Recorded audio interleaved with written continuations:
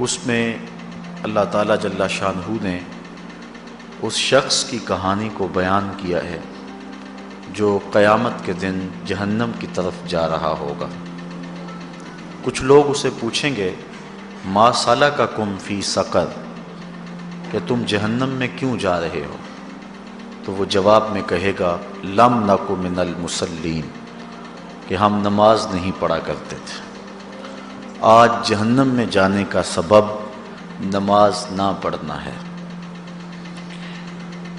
پنجگانہ نماز ہر عاقل بالغ مرد اور عورت پر فرض کی گئی ہے، اور قرآن مجید میں مختلف صیغوں سے 700 سے زائد مرتبہ اس کی تاکید ارشاد فرمائی گئی ہے۔ سینکڑوں احادیث نماز کی تاکید، فضائل، ادا کرنے کی ترغیب اور نہ پڑھنے پر ترہیب میں وارد ہیں۔ اگر کوئی شخص نماز کا انکار کرتا ہے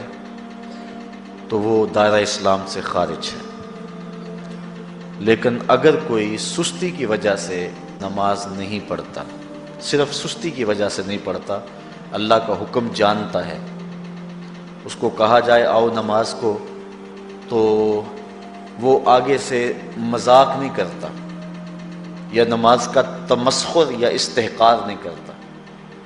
بلکہ بس اپنی سستی کی وجہ سے مسجد میں نہیں آتا۔ جو نماز کو ہلکا جانے، خفیف جانے، وہ بھی دائرہ اسلام سے خارج ہے اور کافر ہے۔ لیکن جو شخص اس کو اللہ کا حکم جانتا ہے اور اس کو پڑھنا اپنے اوپر ضروری سمجھتا ہے، لیکن سستی کی وجہ سے پڑھ نہیں سکتا،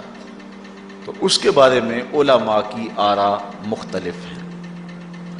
حضرت امام اسحاق اور حضرت امام احمد رضی اللہ تعالی عنہما آپ تو فرماتے ہیں کہ ایسا شخص کافر ہے اور اس کو قتل کرنا واجب ہے۔ حضرت امام مالک کا قول ہے کہ، اور امام شافعی کا بھی یہی قول ہے، وہ بھی کہتے ہیں کہ اس کو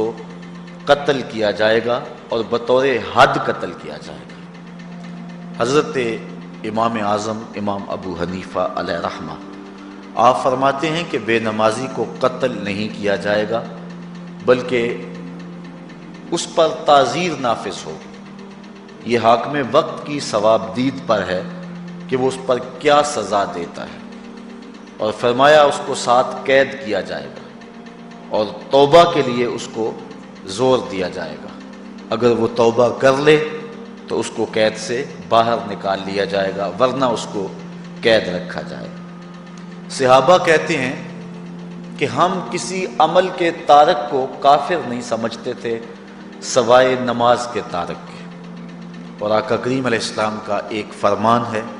من ترک الصلاۃ متعمدا فقد کفر جہارا، جس نے جان بوجھ کے نماز چھوڑی اس نے اعلانیہ کفر کیا۔ امام اعظم امام ابو حنیفہ علیہ رحمہ وہ فرماتے ہیں کہ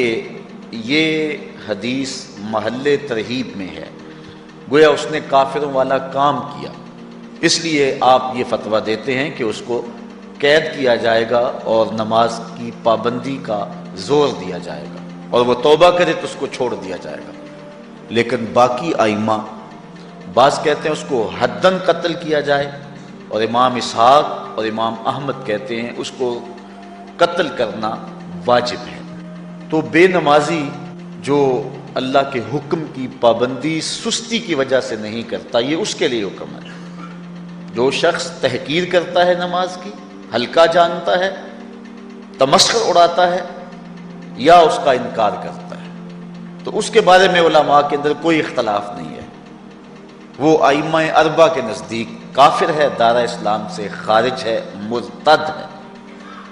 لیکن سستی کی وجہ سے نماز نہ پڑھنے والا، اس کے بارے میں علماء کا یہ موقف ہے۔ حضرت غوث اعظم الشیخ سید عبد القادر جیلانی علیہ رحمہ آپ فرماتے ہیں کہ بے نمازی کو مسلمانوں کے قبرستان میں دفن نہ کرو۔ حضرت سلطان باہو علیہ رحمہ آپ کا قول ہے کہ بے نمازی سے خنزیر بھی پناہ مانگتا ہے۔ حضرت شیخ سعدی شیرازی فرماتے ہیں بے نمازی کو قرض نہ دو، جو اللہ کا قرضہ ادا نہیں کرتا تمہارا قرض کیسے لٹائے گا۔ اب آئیے ہم حضور علیہ السلام کے فرامین دیکھتے ہیں اس حوالے سے۔ حضرت جابر بن عبداللہ انصاری رضی اللہ تعالی عنہ سے مروی ایک روایت جس کو امام ابو داؤد نے روایت کیا، امام نسائی نے روایت کیا، دیگر محدثین نے روایت کیا۔ آقا کریم نے ارشاد فرمایا بین الرجل و بین الکفر ترک الصلاۃ، آدمی اور کفر کے درمیان ترک صلاۃ ہے، یعنی بندہ مومن اور بندہ کافر کے درمیان ترک صلاۃ ہے۔ جو نماز پڑھتا ہے وہ مومن ہے، اور جو نماز نہیں پڑھتا تو وہ کافروں والا کام کرتا ہے، یا دیگر ائمہ کے نزدیک وہ کافر ہے۔ یہ ترہیباً نہیں بلکہ یہ حکم ہے۔ اور حضرت نبی رحمت صلی اللہ علیہ وسلم کا ایک دوسرا فرمان ان الفاظ کے ساتھ ہے بین الرجل و بین الشرک والکفر ترک الصلاۃ، شرک و کفر اور بندہ مومن کے درمیان نماز ترک کرنا ہے۔ حضرت امام ابن ماجہ نے ان الفاظ کے ساتھ روایت کو نقل کیا ہے بین الکفر والایمان ترک الصلاۃ، ایمان اور کفر کے درمیان نماز کا ترک کرنا ہے۔ اور آقا کریم علیہ السلام کا وہ فرمان جو حضرت انس سے مروی ہے، جس کو طبرانی نے اپنی موجم میں لکھا، بھی آپ کے سامنے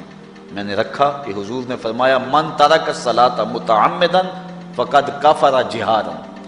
جس نے جان بوجھ کے نماز چھوڑی اس نے اعلانیہ کفر کیا۔ حضرت ابو ہریرہ رضی اللہ تعالی عنہ سے ایک روایت ہے کہ وہ فرماتے ہیں لا سہم فی الاسلام لمن لا صلاۃ ولا صلاۃ لمن لا وضوء لہ، کہ اس شخص کا اسلام میں کوئی حصہ نہیں ہے جو نماز نہیں پڑھتا، اور اس شخص کا نماز میں کوئی حصہ نہیں ہے جو وضو نہیں کرتا۔ وضو کے بغیر نماز نہیں ہوتی، اور نماز کے بغیر اسلام نہیں ہوتا۔ اور اسی روایت کو بالفاظ دیگر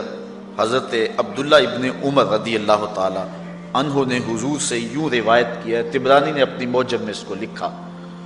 لا ایمان لمن لا امانتہ ولا صلاۃ لمن لا طہور لہ ولا دین لمن لا صلاۃ لہ۔ حضور فرمایا کہ اس شخص کا ایمان نہیں جس میں امانت نہیں، اور اس شخص کی نماز نہیں جس کو پاکیزگی حاصل نہیں، اور اس شخص کا دین نہیں جس کو نماز نصیب نہیں۔ حضرت امام ابن ماجہ نے اس روایت کو اپنے الفاظ کے ساتھ روایت کیا ہے۔ حضرت بریدہ رضی اللہ تعالیٰ عنہ اپنے باپ سے روایت کرتے ہیں اور وہ حضور سے روایت کرتے ہیں۔ حضور علیہ السلام نے ارشاد فرمایا ان العہد الذی بیننا و بینہم الصلاۃ فمن ترکھا فقد کفر، کہ ہمارے اور ان لوگوں کے درمیان جو معاہدہ ہے وہ نماز کا ہے، جس نے نماز کو چھوڑ دیا اس نے کفر کیا، یعنی ہمارا اور ان کا پھر اب معاہدہ باقی نہیں رہے گا۔ حضرت امام بخاری نے روایت نقل کی ہے، حضور نے ارشاد فرمایا من ترک الصلاۃ العصر فقد حبط اعمالہ، جس نے عصر کی نماز چھوڑی اللہ اس کے سارے عمل برباد کر دیتا۔ حضرت ابو ہریرہ رضی اللہ تعالی عنہ سے روایت ہے جس کو امام ابن ماجہ نے اور امام نسائی نے روایت کیا ہے، وہ حضور سے روایت کرتے ہیں، بڑی مشہور روایت ہے۔ حضور نے ارشاد فرمایا ان اول ما یحاسب بہ العبد بصلاتہ فان صلحت فقد افلح وانجح وان فسدت فقد خاب وخسر۔ فرمایا قیامت کے دن بندے سے سب سے پہلا حساب نماز کا لیا جائے گا، اگر اس کی نماز ٹھیک ہو گئی تو وہ فلاح پا گیا، اگر پہلا تول ٹھیک آ گیا تو وہ کامیاب ہے، وانجح اور نجات پا گیا، وان فسدت فقد خاب وخسر، اور اگر پہلا تول ہی ٹھیک نہ ہوا تو پھر وہ ذلیل و رسوا ہو گیا۔ حضرت عبادہ بن صامت رضی اللہ تعالیٰ عنہ سے ایک طویل روایت ہے، وہ کہتے ہیں کہ حضور علیہ السلام نے مجھے 7 چیزوں کا حکم دیا، مجھے وصیت کی کہ ان 7 کاموں کو کرنا ہے۔ ان کے اندر جو دوسری چیز تھی وہ حضور نے یہ ارشاد فرمائی وَلَا تَتْرُكُوا الصَّلَاةَ مُتَعَمِّدِينَ فَمَنْ تَرَكَهَا مُتَعَمِّدًا فَقَدْ خَرَجَ مِنَ الْمِلَّةِ کہ جان بوجھ کے کبھی نماز نہ چھوڑنا، جس نے نماز چھوڑی وہ ملت اسلامیہ سے نکل گیا۔ اور حضرت معاذ بن جبل رضی اللہ تعالی عنہ سے بھی ایک طویل روایت ہے کہ حضور نبی رحمت صلی اللہ علیہ وسلم نے ان کو 10 وصیتیں کی تھی حصول برکت کے لیے۔ یہ ساری حدیث میں آپ کے سامنے رکھ دیتا ہوں۔ کہتے ہیں اوصانی رسول اللہ صلی اللہ علیہ وسلم بعشر کلمات، حضور نے مجھے 10 باتیں ارشاد فرمائیں، حکمت سے بھری اور رحمتوں سے بھری ہوئی ایک ایک بات ہے، ان کے بول بہاروں جیسے اور اصحاب ستاروں جیسے۔ تو اتنا خوبصورت کلام، لہو خورشید کا ٹپکی اگر ذرے کا جگر چیر۔ حضور نے 10 باتیں حضرت معاذ بن جبل رضی اللہ تعالی عنہ کو بطور وصیت ارشاد کی۔ کہتے ہیں کالا، حضور نے مجھے کہا، ارشاد کیا، لا تشرک باللہ شیئا وان قتلت وحرقت، اللہ کے ساتھ کسی کو شریک نہ ٹھہرانا، اگرچہ تجھے قتل بھی کیا جائے اور تجھے آگ میں جلا بھی دیا جائے، کبھی بھی اللہ کے ساتھ شریک نہ ٹھہرانا۔ دوسری بات حضور نے مجھے یہ ارشاد فرمائی وَلَا تَعْصِ وَالِدَيْكَ